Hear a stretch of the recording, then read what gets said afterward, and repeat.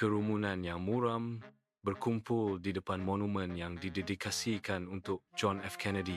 Wajah mereka dipenuhi kesedihan dan seruan diam untuk keadilan. Spanduk berkibar tertiup angin, masing-masing menjadi pengingat keras atas pencarian kebenaran yang belum terselesaikan. Seorang reporter TV menyampaikan siaran langsung. Kata-katanya menggemakan beratnya peringatan kematian John F. Kennedy. Spekulasi masih ada di udara, penuh dengan pertanyaan yang belum terjawab dan kerinduan akan penyelesaian. Kamera menangkap kesedihan kolektif, sebuah table yang menyentuh hati tentang kenangan dan misteri yang belum terpecahkan. Di ruang arsip, Ana membaca tumpukan dokumen. Cahaya layar komputer menerangi wajahnya yang fokus. Dia menyaring catatan yang disensor dan surat rahasia.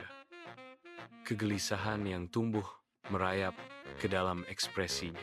Matanya memindai halaman-halaman tua, mencari kebenaran tersembunyi yang terkubur di bawah lapisan narasi resmi. Sebuah anomali menarik perhatiannya. Sebuah perbedaan halus dalam laporan resmi yang membuatnya merinding. Keraguan mengaburkan matanya saat dia mempertanyakan kebenaran yang pernah dia yakini. Sebuah konspirasi mulai terungkap di studio radio yang rida. Ricky mencondongkan tubuh ke mikrofon. Udara terasa tebal dengan antisipasi saat dia bersiap untuk pengungkapan kontroversial. Seorang informan anonim berbicara. Suaranya berbisik janji pengetahuan terlarang. Saya punya informasi tentang kematian John F. Kennedy. Ricky memberi isyarat dengan penuh perhatian. Matanya berbinar dengan rasa ingin tahu yang membara. Lanjutkan.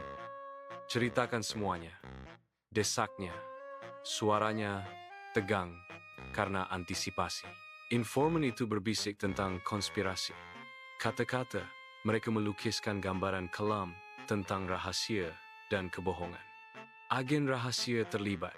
Sebuah pengungkapan yang mengerikan menggantung di udara saat informan mengungkap agenda tersembunyi. Ada motif tersembunyi di balik pembunuhan itu. Ricky menyerap setiap kata. Beban klaim informan menekan saat dia menyadari besarnya apa yang dia temukan.